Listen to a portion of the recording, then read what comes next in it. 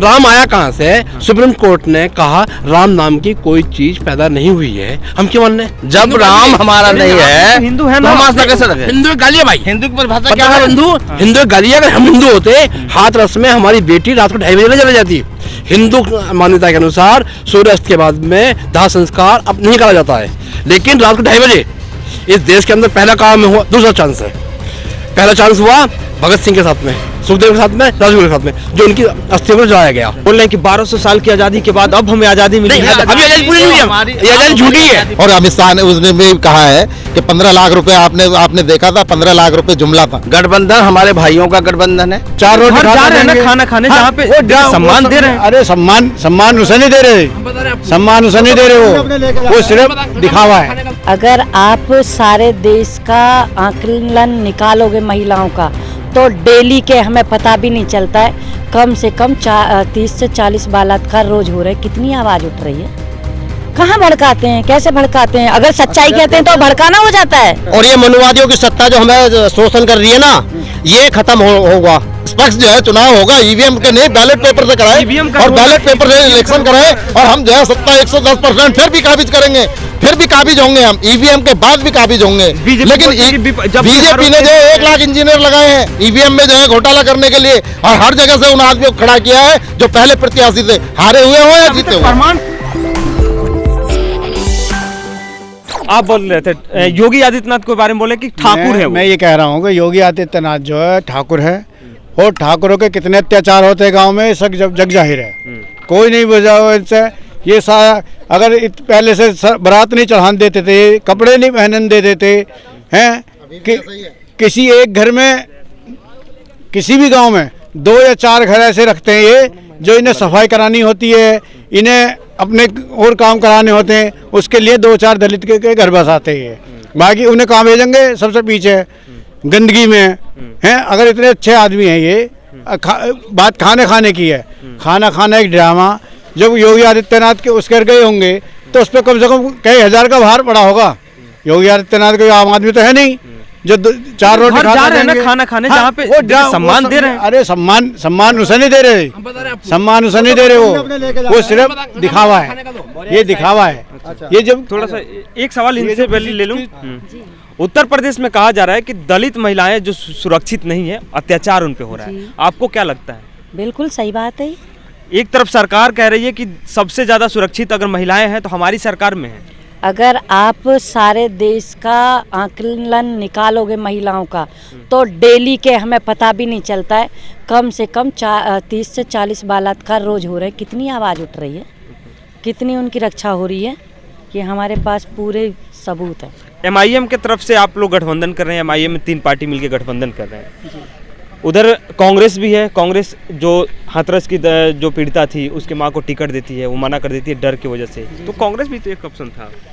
तो क्या कांग्रेस तो पहले से ही ऑप्शन है, लेकिन हमारे बहुजन समाज के लिए जो काम होना चाहिए ना कांग्रेस करती ना बीजेपी करती, हमें ये चाहिए ही नहीं, क्योंकि हमें पूरा हाँ बिल्कुल चलेंगे। वो आवाज़ उठाते हैं, हाँ सांसद में उन्होंने कई बार आवाज़ उठाई है हमारी बहुजन। सियासत करते हैं, पार्टी को कहना भड़काते हैं लोगों को।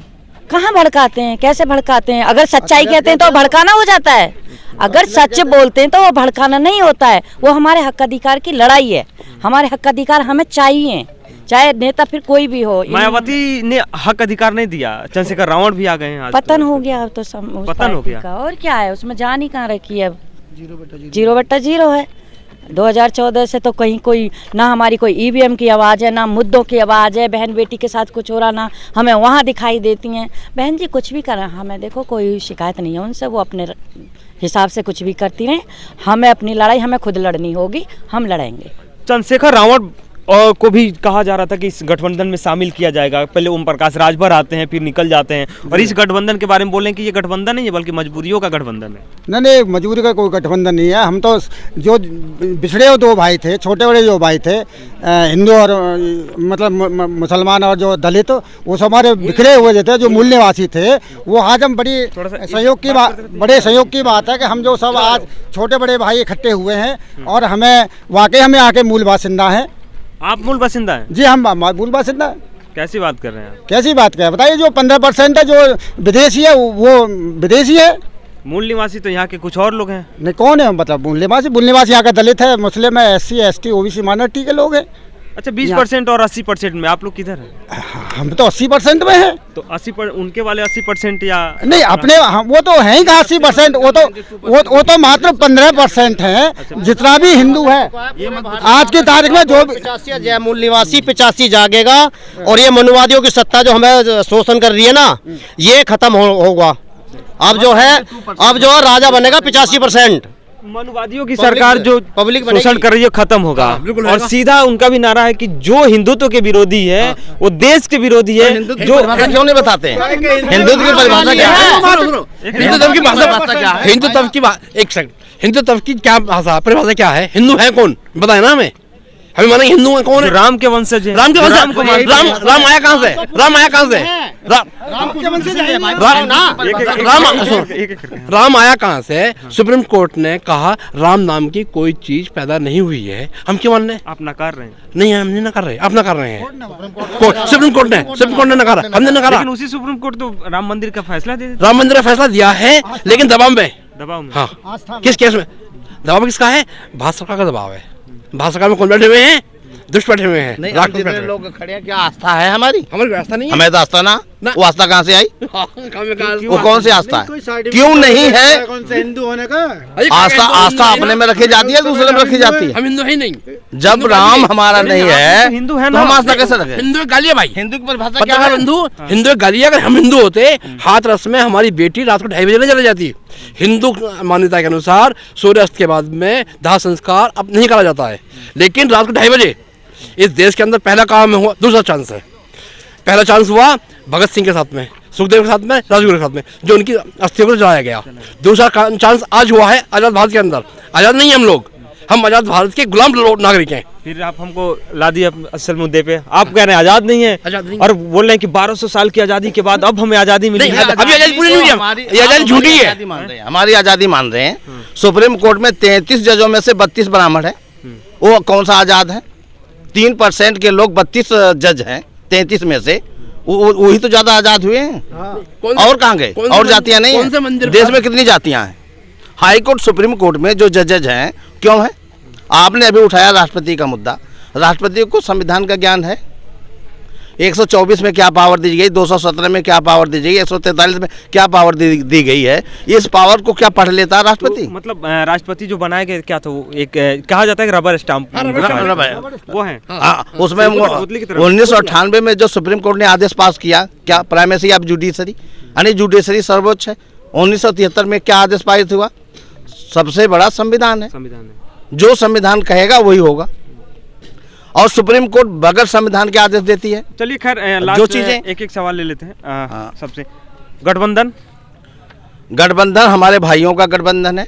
हम अपने घर की वापसी हुई है। हम सभी लोग मिल करके एक देश के भविष्य को तय करेंगे, लोगों के भविष्य को तय करेंगे और संविधान को पूर्ण रूप से लागू करेंगे। देश के भविष्य को तय करेंगे। और ये कहा जा रहा है कि देश सब अच्छा चलिए आ जाता हूँ मैं। अब जब मूव कर गया तो चलिए आज सुनिए। कह रहे हैं कि देश के भविष्य का निर्माण करेंगे। बीजेपी ऑलरेडी कर रही है। बीजेपी कहीं कुछ नहीं कर रही। बीजेपी केवल बस बतौले बना रही है। राष्ट्र निर्माण का झूठे जो है वो है। और अमित शाह ने उसने भी कहा है कि 15 लाख रुपए आपने देखा था, 15 लाख रुपए जुमला था, 15 लाख रुपए आएंगे। क्या जो है जनता को पता नहीं है कि 15 लाख रुपए आएंगे या नहीं आएंगे? तो हमने भेजा नहीं, जुमला है। नहीं जुमला है। और ये 15 लाख रुपए कह रहे हैं, ये तो सारी बातें झूठी कह रहे हैं।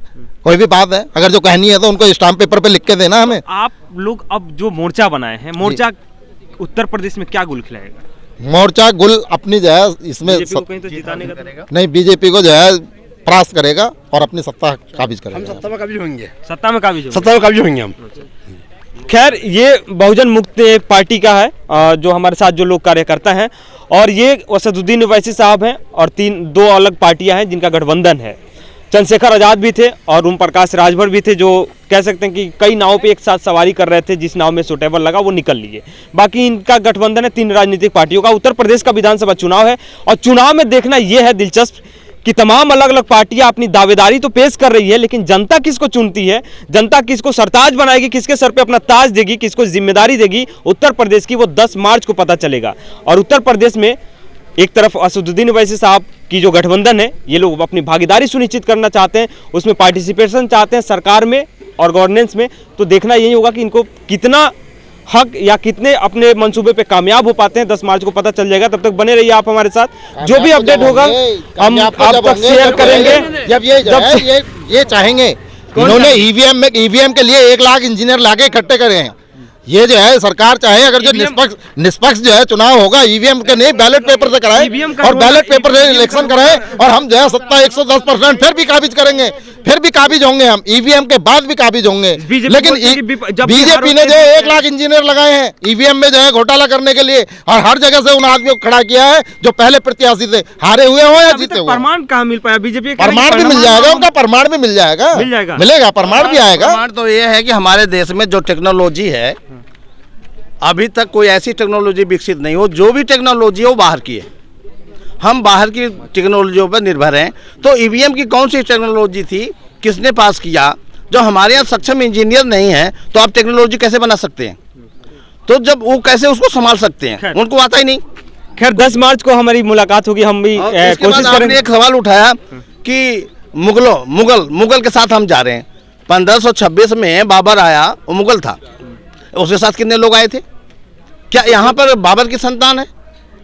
हमारे भाई ही हिंदुओं द्वारा जो प्रताड़ित किए गए, वो कन्वर्ट हुए हैं, वो हमारे भाई हैं, कन्वर्टेड हुए हैं, मुगल के भाई नहीं हैं। लंबा चला जाएगा इस पे तो डाइवर्ट हो गया। खैर ये बहुजन मुक्ति पार्टी के कार्यकर्ता हैं और ये अपनी भागीदारी और सरकार बनाने का दावा है, लेकिन 10 मार्च को देखेंगे हम कि किसकी सरकार बनती है। ये भी अपनी दावादारी ठोक रहे हैं और बीजेपी कह रही है कि विकास के मुद्दे पे लोग वोट करेंगे, लेकिन विकास के मुद्दे पे जनता कितना पसंद करती है वो 10 मार्च को जो पूरे ईवीएम के साथ गड़बड़, इनका कहना है कि गड़बड़ नहीं हुआ तो हम जीतेंगे, और वहीं भारतीय जनता पार्टी का कहना है कि हम जीतेंगे, विकास हमने किया है, उत्तर प्रदेश में काम किया है, रोजगार दिया है। तो 10 मार्च को पता चलेगा कि क्या परिणाम आते हैं उत्तर प्रदेश का। तब तक बने रहिए आप हमारे साथ।